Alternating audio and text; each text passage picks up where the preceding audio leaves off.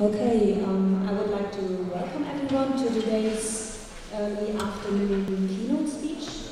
My name is Lea Schneidmesser and I'm very honored to welcome Professor Qinghzi Huan from the Research Institute of Marxism at Beijing University.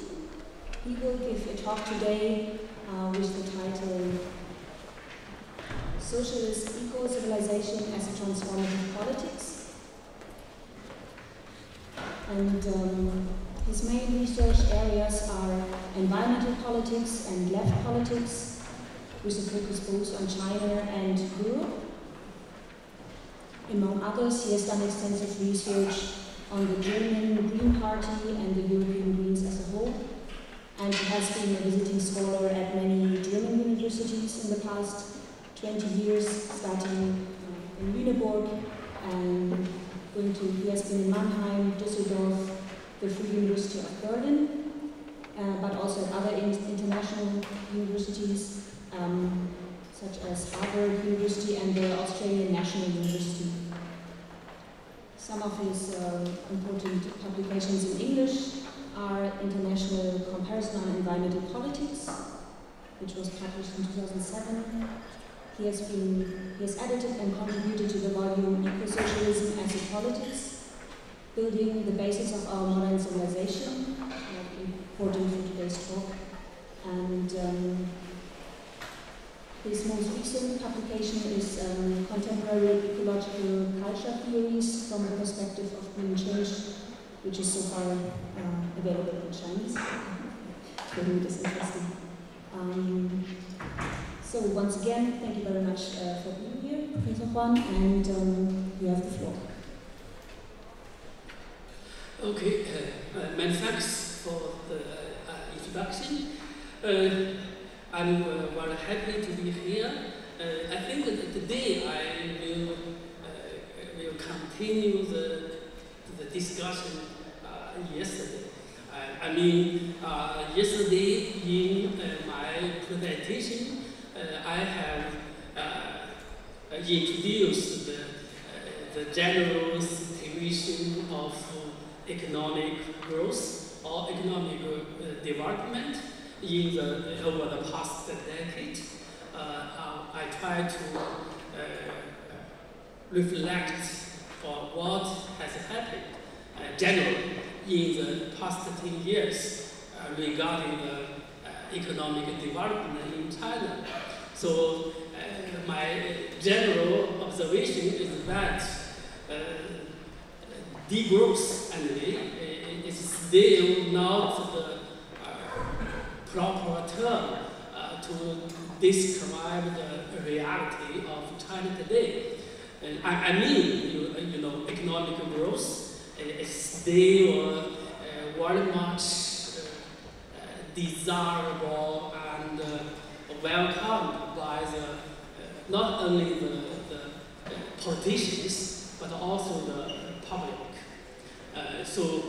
In that sense, yes, green development or green growth, such new kind of terms will be accepted as the major policy and the major element of the political ideology of CPC. Yes, that's all true, but anyway, so the degrowth is not a very popular word for the Chinese society.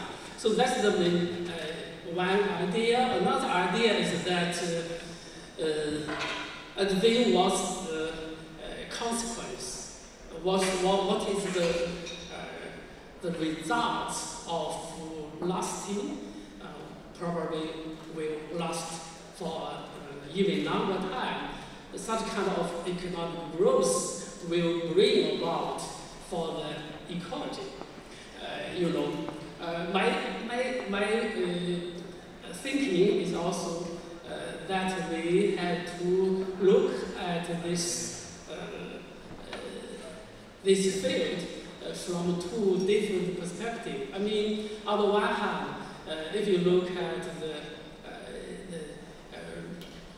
Chinese domestic, field, I would say that generally speaking, the ecological environment is improving over the past decade, especially over the past 5 years.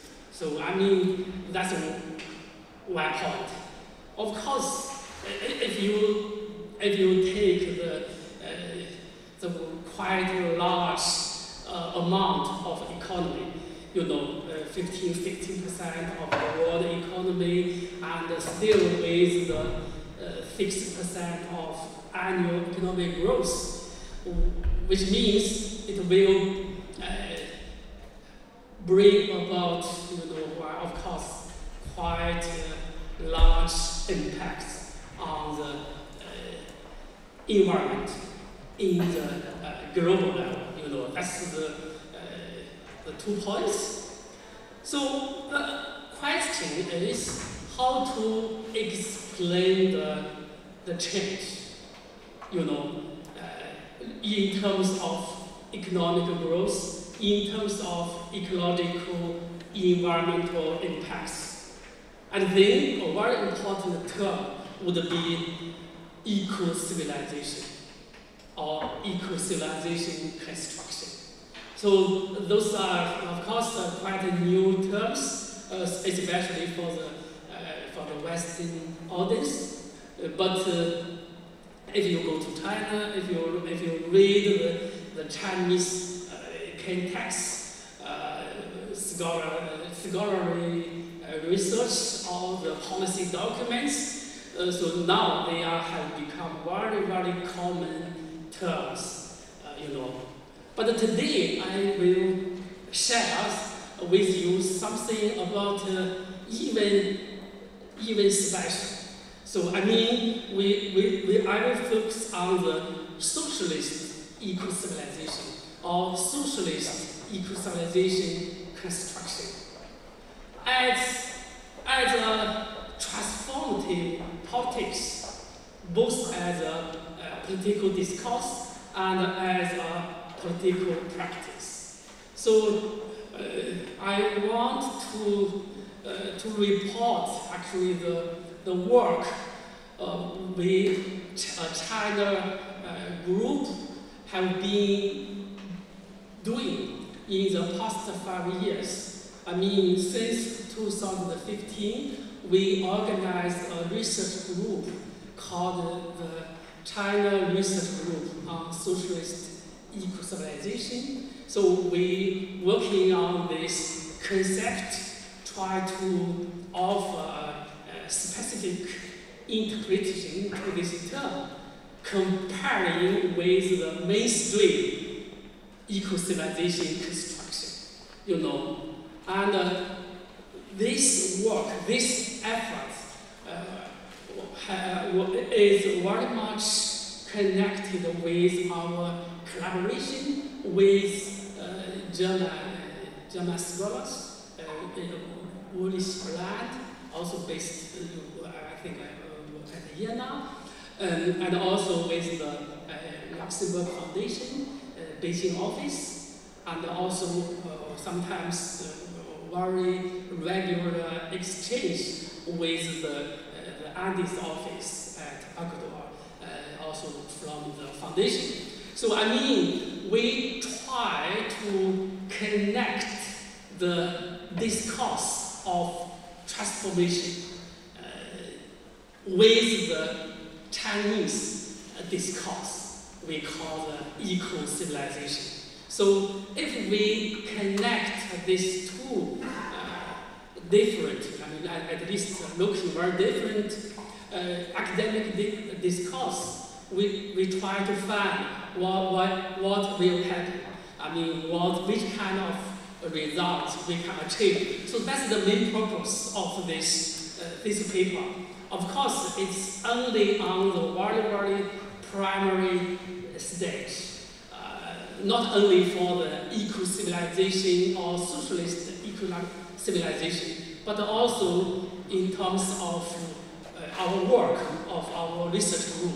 So actually, I'm very much like to hear any response, even criticisms from from you. So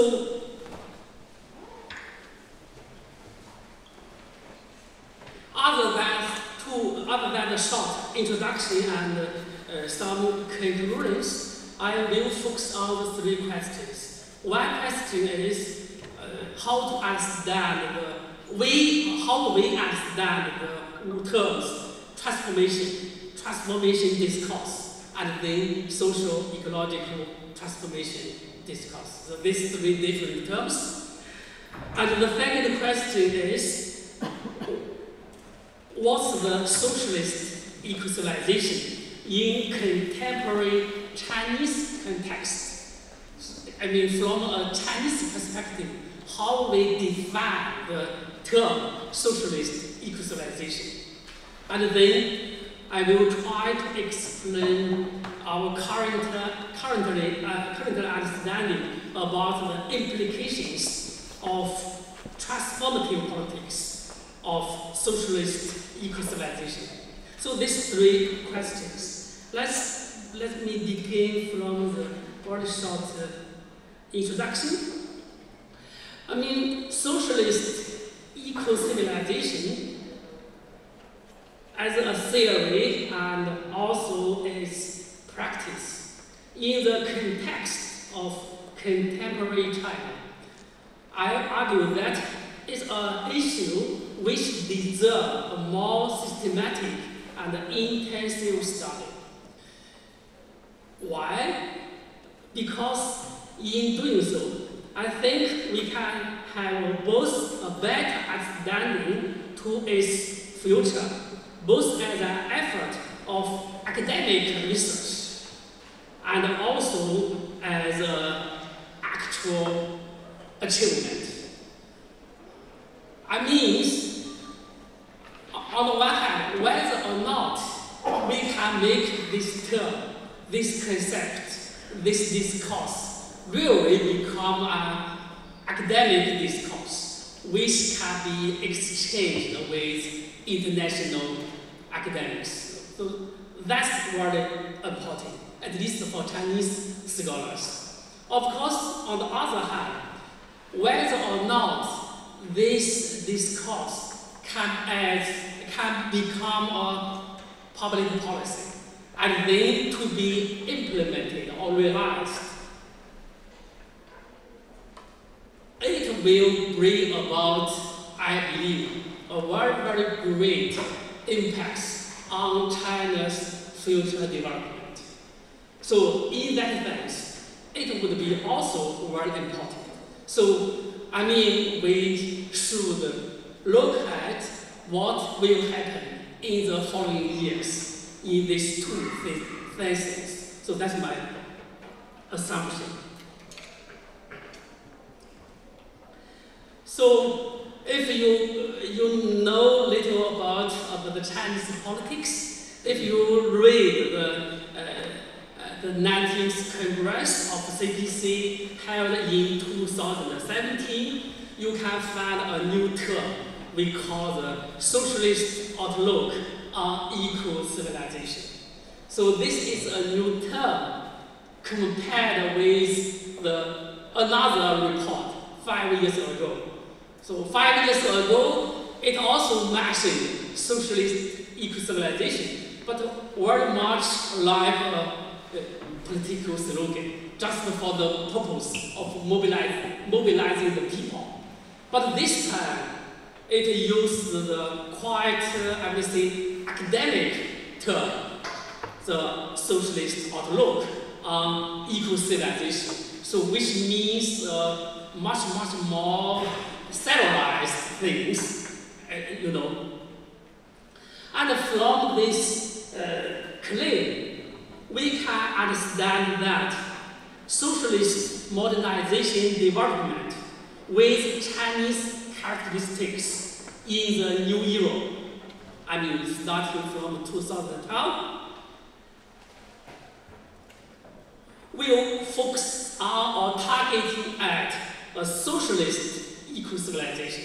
I mean, at least the official talking or official words are socialist eco-civilization rather than eco-civilization in general sense. So that's, I mean, it's a quite big change in terms of the terminology.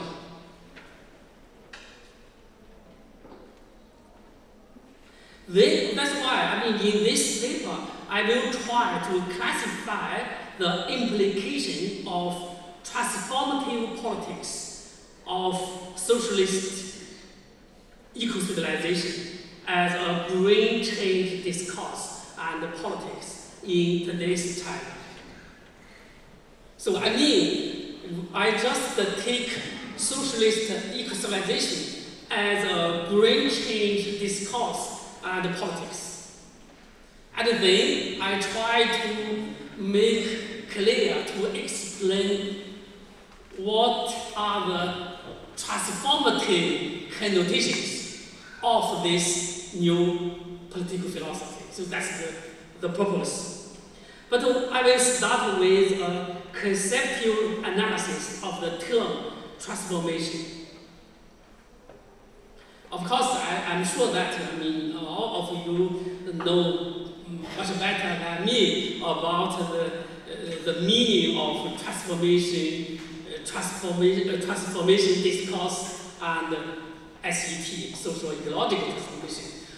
Here I just want to show you how we arrive at this term, socialist eco-civilization, from the exchange with the scholars in Europe and other areas. I mean, as a descriptive or interpretative concept, our understanding, transformation is used to clearly indicate the 9 fundamental changes of what has happened or what is happening. Especially those societal rather than just the social or sociological changes. So which means that's my understanding to the transformation. So means a more comprehensive change, not just in the narrow social sense.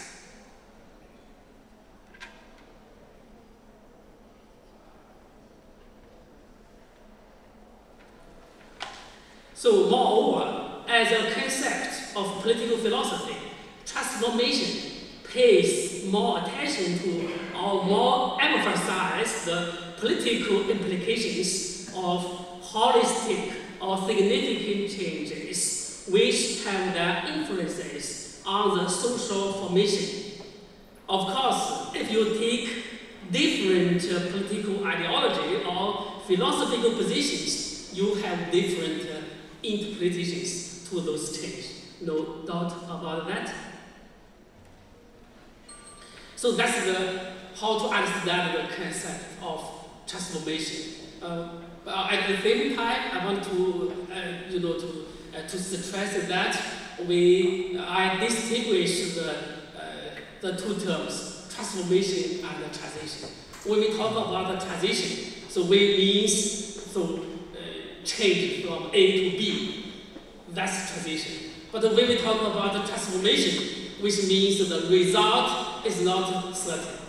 We only know what should be transformed, but we don't know where we should transform to. So that's also the difference between transformation and transition. And that's why we prefer the term transformation. Of course, discourse of transformation or transformative discourse in political philosophy is different from transformation itself as an established fact or actual practice. So this is easier to understand.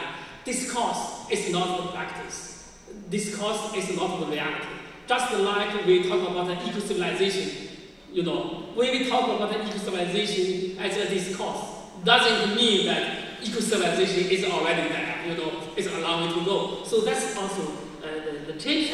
Of course, the transformation as a discourse is gradually constructed based on definition, classification, and theoretical analysis, and so on. So, which means discourse of transformation is constructed, you know. But the practice of transformation could be a long process. Noteworthy, I want to emphasize that the new round of transformative discourse, which is becoming quite popular in the West since the 2010s, is deeply embedded in the integral institutional environment and its cultural foundation.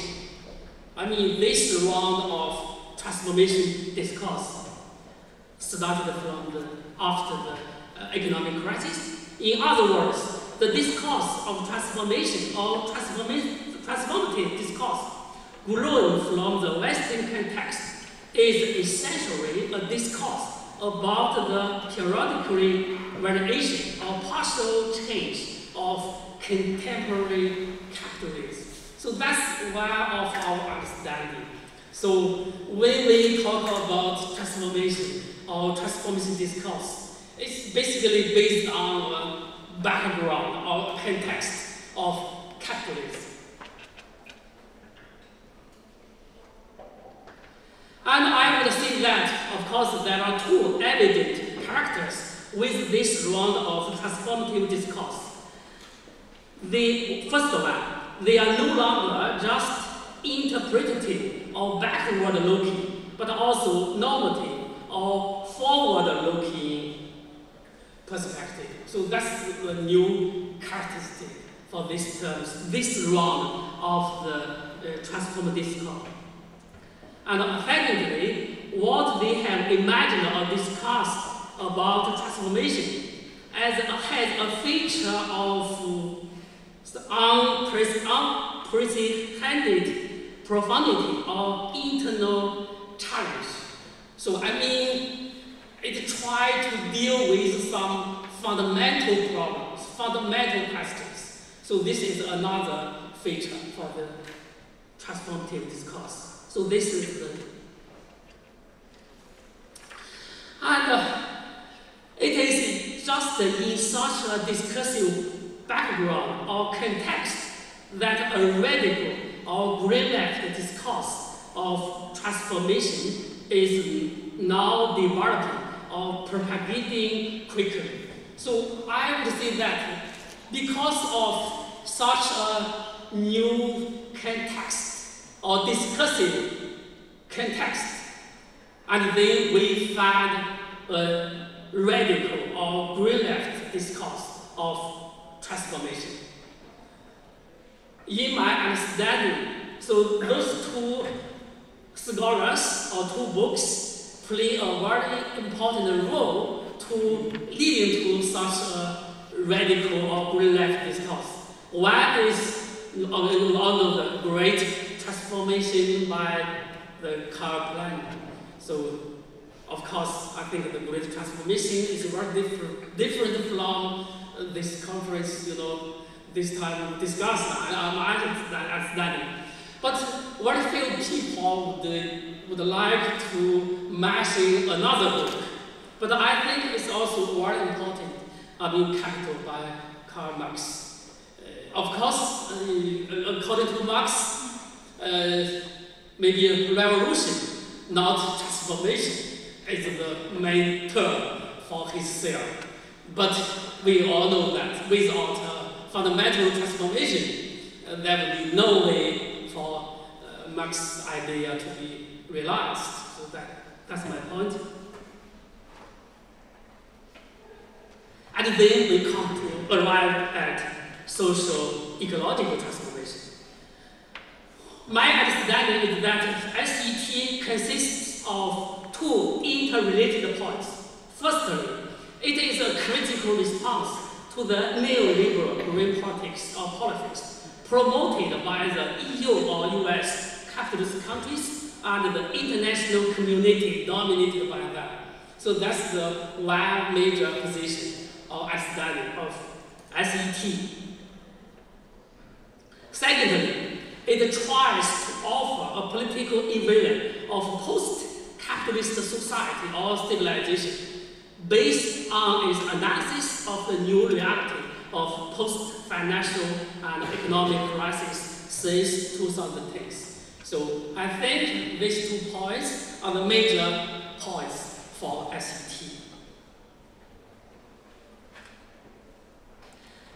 If my understanding holds, if my understanding is right, correct, then SET can be, to a large extent, considered as a combination of socialist politics and ecologist thinking. Its key connotation is that incorporating the ecological environment issue within the socialist framework of theory and politics could be a historical opportunity for the self-innovation of contemporary socialist movement. So that's my understanding. That's the first question. I mean, our thinking basis or thinking resources. And then the second question, socialist eco-civilization in contemporary Chinese context.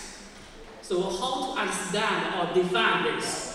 The above explanation of international transformation discourse, especially SET, can help us to better understand or interpret socialist eco-civilization in today's time. That's our methodological basis. On the one hand, what SET represents is a real international or global thinking and our movement, of which China is only a part. You know, eco-civilization or socialist eco-civilization is part of this global thinking or movement.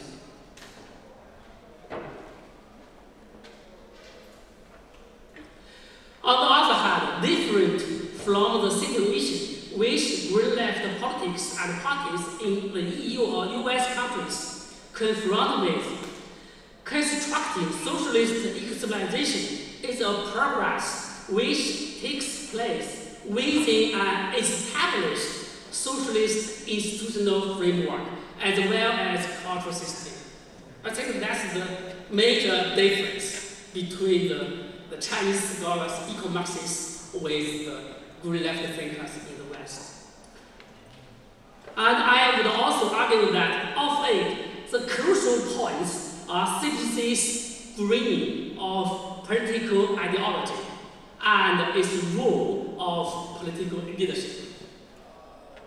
That's a very important factor to be kept in mind. Why? Because, first of all, for CPC, incorporating socialist eco-civilization discourse into its political agenda is a long process of greening its political ideology. I mean, at least, you know, from the beginning of the openness reform and openness policy in the 1978, of course, you can also even go back earlier. So you know that even in the 1972, the Stockholm Conference held in Europe. At that time, the most of the political leaders of CPC still believe that for socialist countries, no way to have ecological problems, because the ecological problems are only for capitalist countries. So that's the major thinking in the early 1970s. But after that, especially, you know, after the introduced the openness policy, we have changed a lot, you know, from the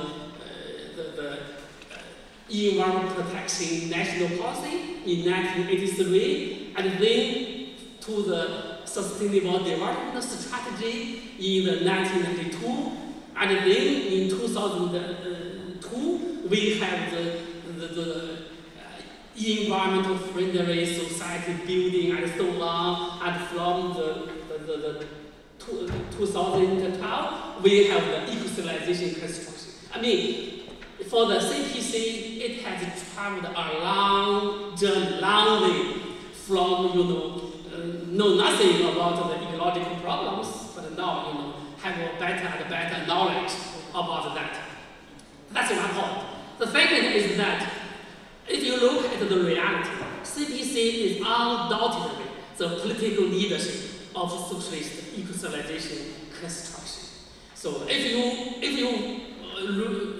raise one political force, I mean, definitely it would be the CPC. You cannot find another alternative. So that's the two bases. So therefore, if comprehensively understanding the contemporary China background and context of socialist construction with Chinese characteristics, it is not very difficult to clarify the full connotations of socialist eco-civilization. So if you know this, the major background, major context, I think it's not very difficult to understand, why the socialist eco-civilization should be like this, should be, as such. In one word, eco-civilization construction in today's China can only be ecologically progressive and politically socialist. Have to be some kind of combination of the two things, rather than one thing. However, on the one hand, eco-civilization construction discourse in today's time is to a large extent constructed in a manner of top-down, not bottom-up, which has a strong feature of policy discourse. So if you read the documents, even the scholarly writings, very much like this policy discourse rather than academic discourse. And thus, it is very often influenced by the so-called international policy or discourse system. I mean, as a result, all the Chinese practice, the policy implementation of China would be very much affected, influenced by the international regime.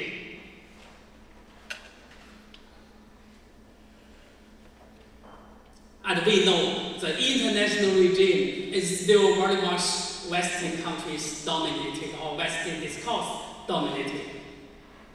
On the other hand, I think it's also very important, the primary stage character or the insufficiency of socialist practice in today's China can also restrict our conscious or deepening expounding of the socialist dimension of eco-civilization construction, or the socialist connotations of socialist eco-civilization.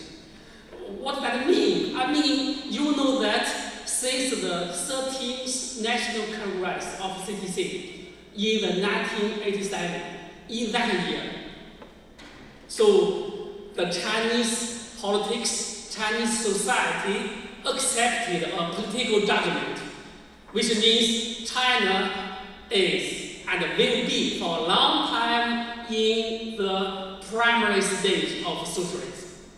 So that's a political judgment accepted in 1987, but this term would be decisive, for the, I think, a century-long political decision-making.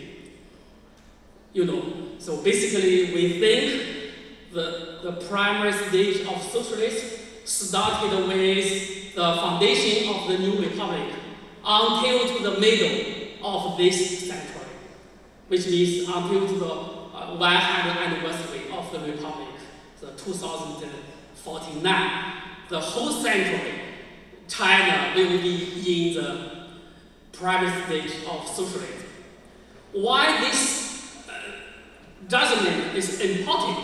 I mean, at this point, I mean, when we think too much about the reality of socialism as just a primary stage, we probably forget a lot of should-be features of socialism.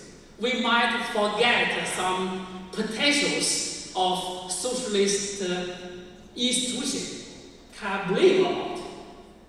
You know, I think this also gives us some not advantages, but disadvantages. So that's another reason.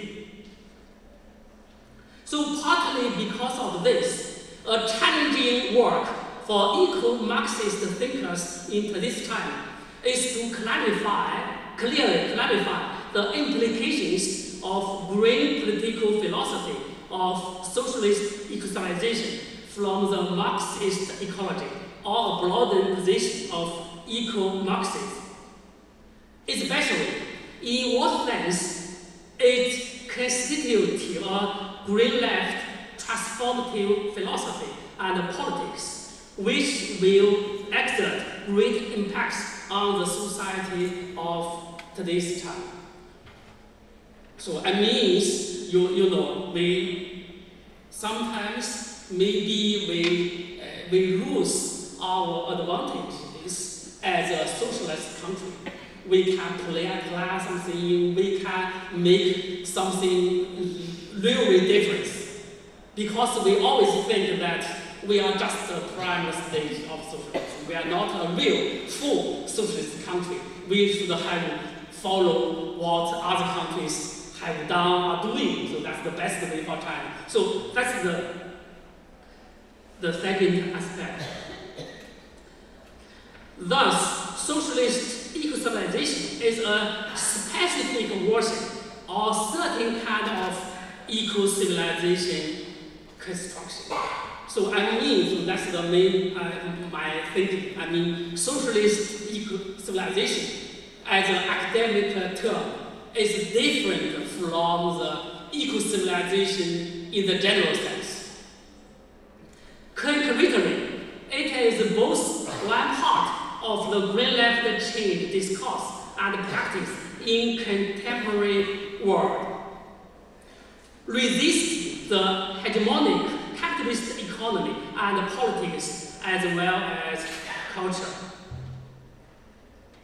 So that's we are part of a larger movement or thinking. And also has its own characteristics of Chinese background and context. I mean, I would argue that it's also a term originated from the Chinese context.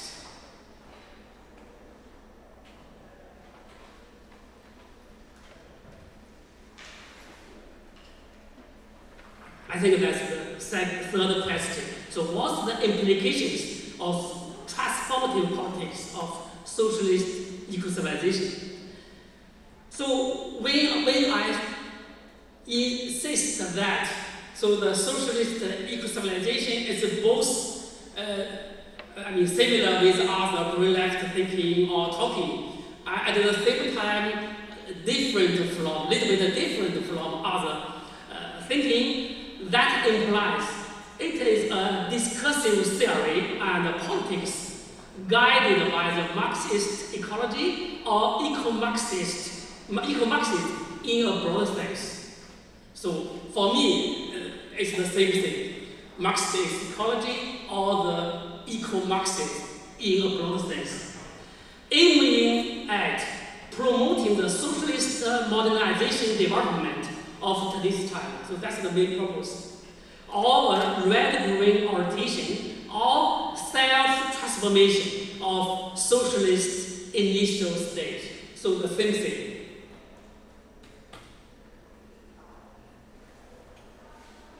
Concretely speaking, a socialist its course as such has at least, I argue, 3 connotations of transformative politics.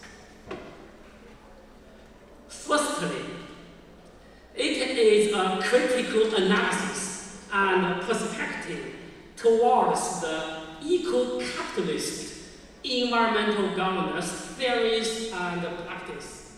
I think that's the first transformative connotation. I mean, it is a critical thinking and position towards all matters or thinking named eco-capitalism.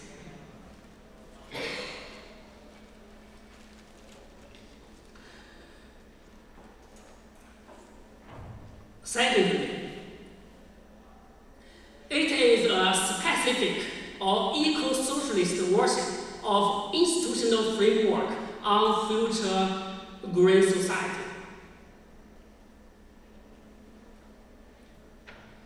So it means a distinctive imagination about green society, about the future, from an eco-socialist perspective. All in all, it would not be a prosperous society as we socialists have for a long time promised or expected. So, as we have learned from Karl Marx what a communist society would look like, you know, you take everything you want, you do anything you like, and that would be not true. Instead, it would be a conservative society, focusing on sustainably meeting the rational and basic human necessities of the majority community members. So I think that's the new picture for the future of socialism. Accordingly, the principles such as public ownership, equity distribution of wealth, reciprocal sharing, and sustainable use in dealing with the basic resources for a community or society, such kind of principles should be regarded as the fundamental social standards or key values. Of course, those values partly come from the, we call the ecologists or eco-centrist thinking.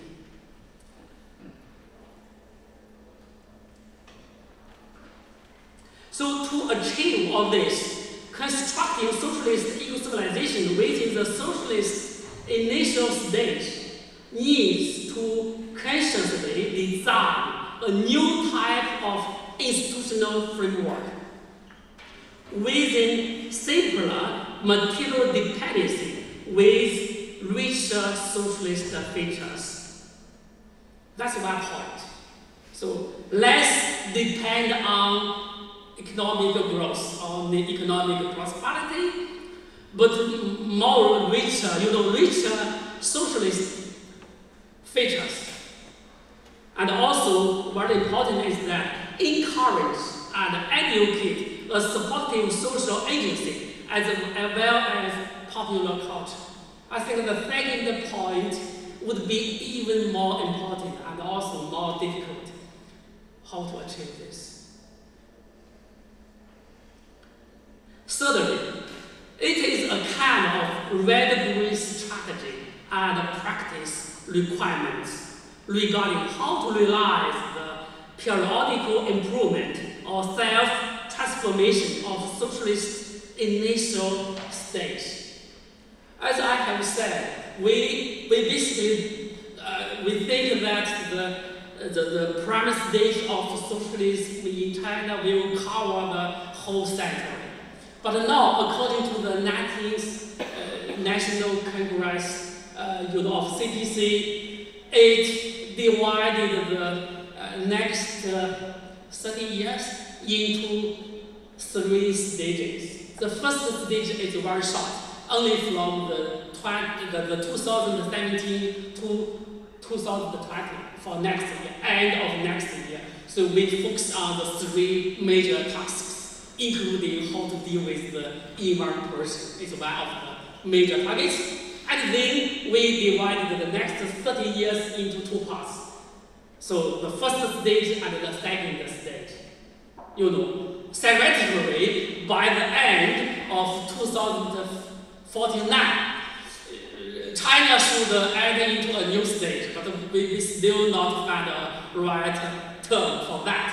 But at the moment, we are talking about from the next year, we are entering into the first stage of a longer term. I mean, the question is how to make China as a whole society, upholding from the first stage to the second stage. So we need, from the perspective of socialist eco-civilization, we would argue that we should take such kind of consideration into the whole thinking, which means from the end of next year, we have some new features, new institutional thinking, and so on. And then by the end of 2035, there should be also some kind of institutional reshaping or change, not just GDP, not just economic wealth. So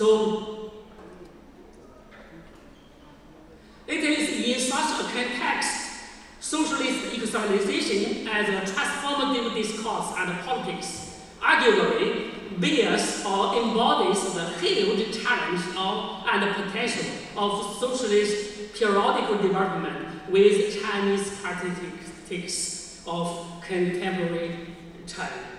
So if all of the 3 aspects are, are meaningful, and then I would argue that with introducing the socialist eco-civilization as a discourse, it can bring some kind of fundamental change or impacts on the development, the future development of China. So that's a major argument. So of course, I would say that it's a very, very serious challenge for CPC as the governing political party.